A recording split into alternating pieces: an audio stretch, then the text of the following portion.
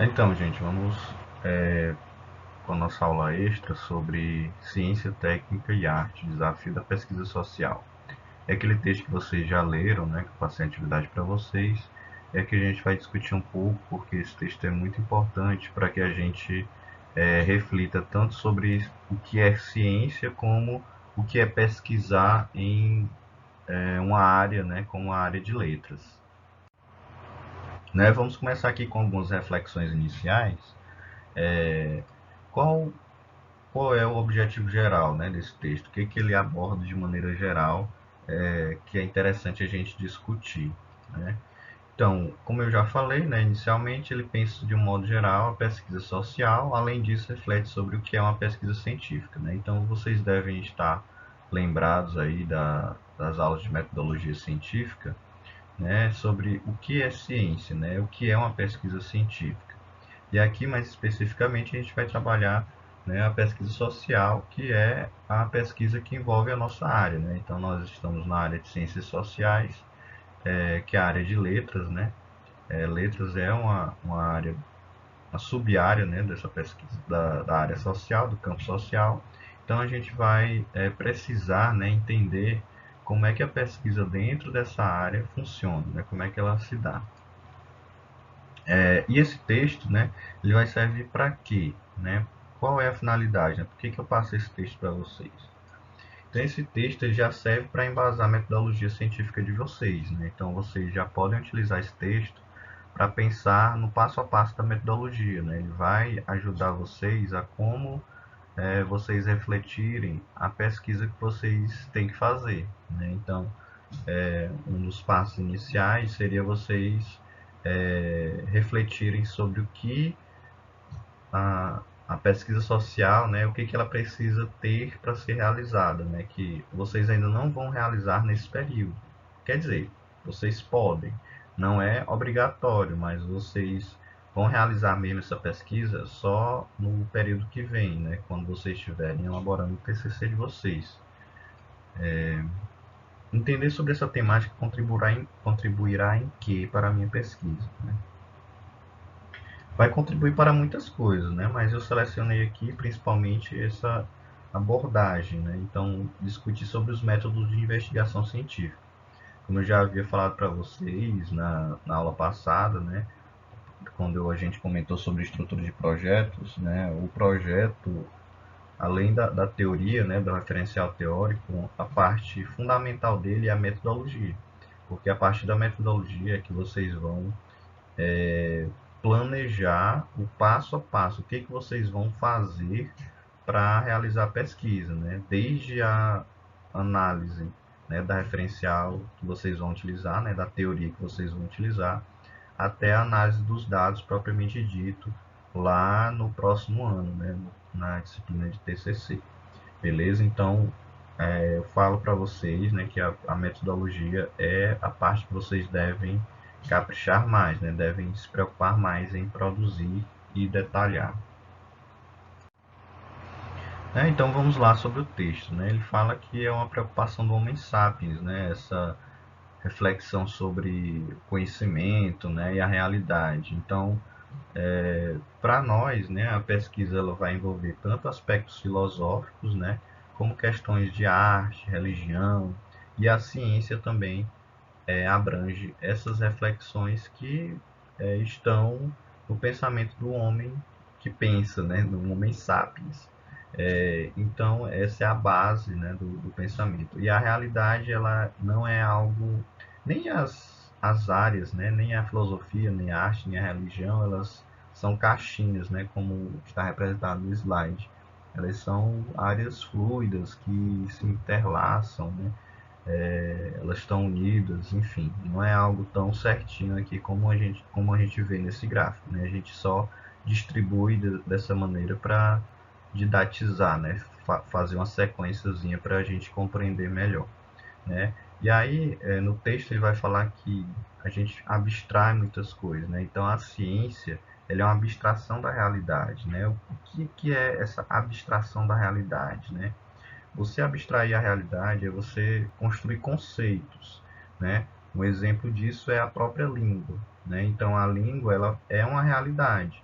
Só que a ideia de língua, né, língua, uma estrutura, um sistema de signos, né, que servem para comunicar dentro de uma comunidade, isso é abstração, né? É você descrever o que é aquele fenômeno. Então, a ciência ela vai justamente nesse ponto, né? Abstrair a realidade e criar um conceito para descrever aquilo, certo? Então, tudo que está à nossa volta, né? Seja o ar, né? O que é o ar? Né? Então, o ar ela é uma abstração, no caso, quando a gente vai estudar, sei lá, a fase gasosa da água, né? Fase gasosa da água, né? O vapor é uma abstração que foi desenvolvida, construída conceitualmente a partir das pesquisas, certo? Então, a gente sempre pensa na ciência como uma abstração da realidade, certo? Aí aqui, né, pegando a citação da autora, né, ela fala, né, que a ciência é a possibilidade de responder a questões técnicas e tecnológicas postas pelo desenvolvimento industrial, não só o desenvolvimento industrial, né, mas desde quando se desenvolveu a primeira machadinha, a primeira colher, o primeiro, sei lá, experimento agrícola da humanidade, tudo isso gera ciência. Mas quando a gente pensa nesse desenvolvimento de tecnologias, né, a gente pensa em técnicas, né, em produtos mais palpáveis, né, como no caso uma machadinha de pedra. Né? Então isso, a pesquisa também é voltada para isso, a ciência é voltada para isso. Já do outro lado, né, existe a construção científica propriamente dita, né? Os cientistas eles conseguiram, né? Então o avanço científico, né? Após a revolução industrial e etc, né? Os cientistas conseguiram estabelecer uma linguagem fundamentada em conceitos, métodos e técnicas para a compreensão do mundo, né? Então aqui ele trata justamente da descrição científica e da própria comunicação científica, né? Das possibilidades que os cientistas têm de se comunicar e trocar ideias sobre os seus feitos, né? Sobre suas pesquisas, né? Então temos esses dois aspectos. E aí a gente pode fazer uma relação, né? Uma correlação com aquilo que eu falei para vocês, que a justificativa de uma pesquisa ela pode gerar tanto um produto palpável como uma metodologia de ensino para o ensino fundamental de produção de texto ou leitura, como também uma reflexão teórica, né, de cunho mais menos palpável no caso, né, que ele vai ser aproveitado apenas para a comunidade científica e quem sabe gerar produtos palpáveis futuramente. Né? Então, aqui advém, né, desse ponto que eu falei para vocês, dessa diferença, né, entre aquilo que é mais palpável, que existe, como é que a gente pega nele, né, a gente consegue visualizar com mais facilidade, e esse outro lado dos conceitos, né, dos aspectos mais voltados para a escrita formal, né, da ciência. A ideia de cientificidade, né? O que é essa ideia, né? Tanto é uma questão de unidade, né, que dos primórdios, né, da ciência, né, com o positivismo, havia esse pensamento de que era preciso formalizar essa ideia, né, de construir uma unidade. Porém, como eu já venho falado para vocês, a realidade ela não é única, né? Você não consegue separar a unidade em quadrados, em retângulos ou em figuras geométricas bem estáveis, bem estabelecidas, né? Então, a cientificidade ela é muito dinâmica e instável, ela é muito diversa, né? Então, a gente está sempre evoluindo cientificamente e na própria observação da realidade, certo? Então, a ideia de cientificidade ela envolve tanto essa questão da unidade, né?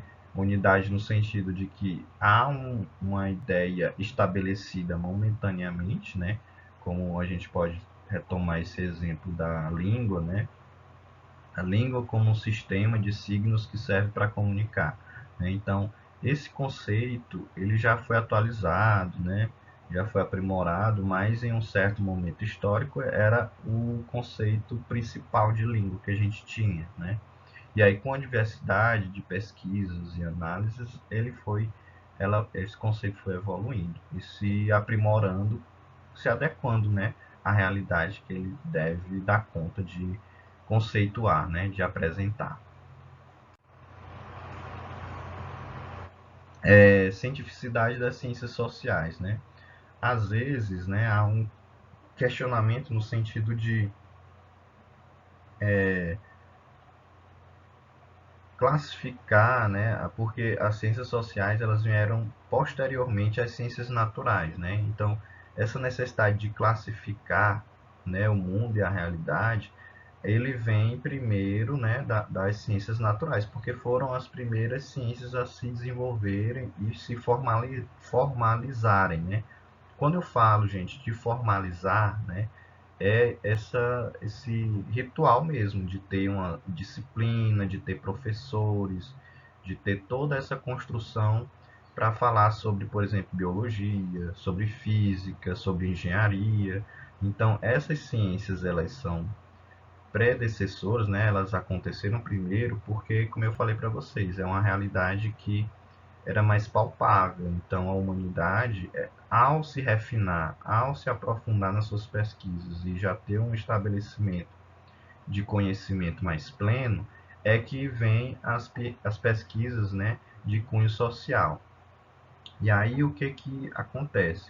As pesquisas na, das ciências sociais, né, elas são muito mais complexas do que essas da realidade, como é que eu posso dizer, realidade física, né, biológica, porque elas são mais fluidas e dinâmicas, né? Então, a pesquisa que vai dar conta de um grupo social não é a mesma pesquisa que dá conta, por exemplo, de um grupo de, sei lá, analisar, é, por exemplo, né, do coronavírus, né?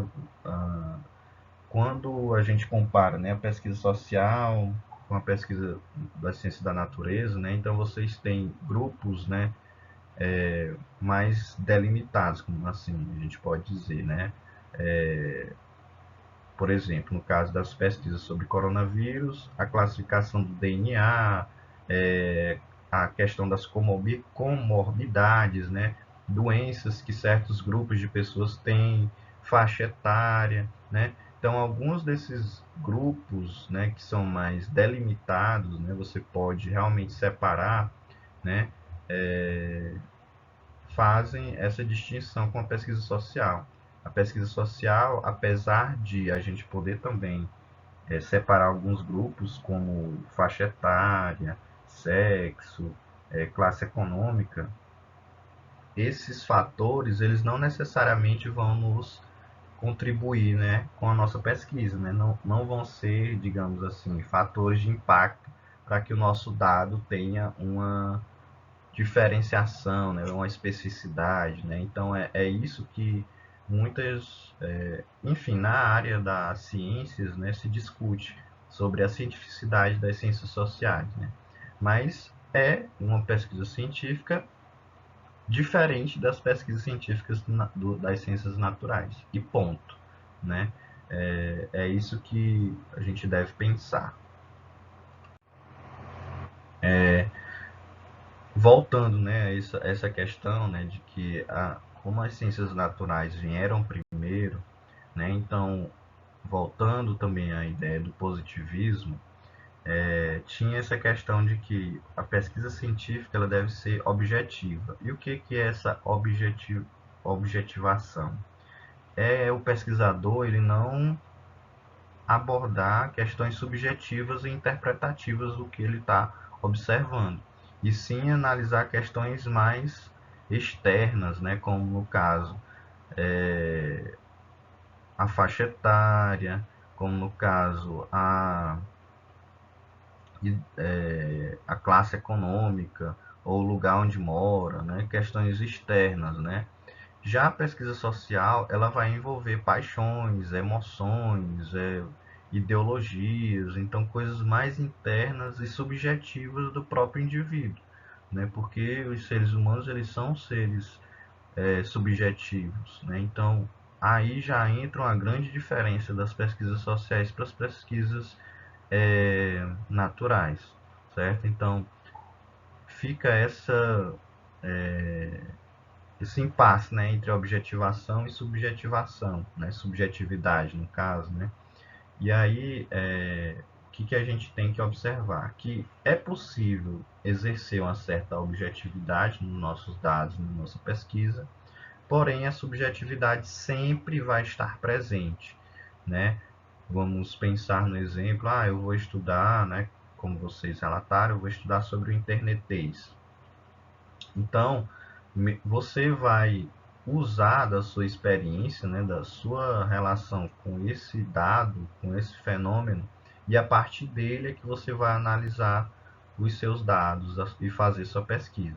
A objetivação vai estar no sentido de que você não vai analisar as suas produções, você vai analisar a produção de um certo grupo que você elencou ou que você vai elencar ainda. Vamos analisar as produções de internetês da turma de letras 2018. Né? Então você delimita, né, esse objeto de estudo, então aí você cria uma certa objetivação, uma certa distância de você, mas isso não quer dizer que o seu trabalho é totalmente objetivo. Né? Então, sobre trabalhar com especificidade e distinções, né? É isso que vai sempre acontecer nas pesquisas sociais, né? Você vai ter muitas peculiaridades, né? Muitas especialidades e também muitas distinções, né? Se você pegar os alunos de letras 2018, né? Você vai pegar a turma da noite, a turma da tarde, né? Cada um tem suas peculiaridades, né? Cada indivíduo tem suas peculiaridades, né? Vamos supor, né, existem indivíduos que moram em Timon, outros que moram em Teresina, existem indivíduos que têm um nível intermediário de inglês, outros indivíduos que não sabem nada de inglês, né? Então existem várias questões íntimas e subjetivas do objeto a ser estudado que vai interferir na sua prática, né? Por exemplo, no internetês, e que as pesquisas sociais elas têm que estar atentas para esses aspectos e analisar como cada um aspecto da individualidade do indivíduo, né, da especificidade do indivíduo, vai afetar na sua prática, né, no caso do internetês. Né, e vamos pegar outro exemplo lá do colega que elencou, né, um texto literário, e ele vai analisar o eu lírico. Então, o eu lírico é uma construção do autor para uma determinada obra que ele vai escrever. Né? Então, aquele eu lírico daquela obra, ela tem suas peculiaridades, suas especificidades, que é diferente do autor. Né? O autor é uma coisa distinta, né? E também tem suas peculiaridades, e o eu lírico é outro. Né? O eu lírico ele está demarcado dentro daquela obra que está sendo analisada e estudada. Né? Seguindo, né? O labor científico, né? O trabalho científico que a autora fala. Né? Então, ela é composta por teorias, métodos e princípios. Né? O que é isso? São as próprias reflexões iniciais. Né? Então, a pesquisa científica, ela já, a partir do momento em que se estabeleceu os campos, né, as áreas, né, vão se construindo teorias, métodos e princípios. Né? O princípio da relatividade, por exemplo, né? As teorias sobre tempo, espaço, no nosso caso, né, as teorias sobre língua, né, o que é língua, né, os métodos para se pesquisar sobre língua, né, os princípios sobre a língua, né, as teorias literárias, métodos de pesquisa literária, né, os princípios de crítica literária e tudo mais. Né, então, todos esses dados eles já estão previamente estabelecidos. E, com o decorrer das práticas de pesquisas, inventam-se novas teorias, novos métodos, outros são corrigidos, né, ratificados, né, ratificados no sentido de corrigir, de ser adaptado, né, enfim, então a gente tem esses aspectos dentro da pesquisa científica. E outros são abandonados, né, são apenas relembrados como métodos que não devem ser utilizados mais, pois estão ultrapassados, né? Gente, eu vou pausar a gravação por aqui e a gente continua, né? Eu vou dividir em várias etapas, porque 20 minutos é o tempo assim máximo para a gente ter um aproveitamento bom da aula, tá? Então, aqui é a primeira parte e agora vamos para a segunda parte.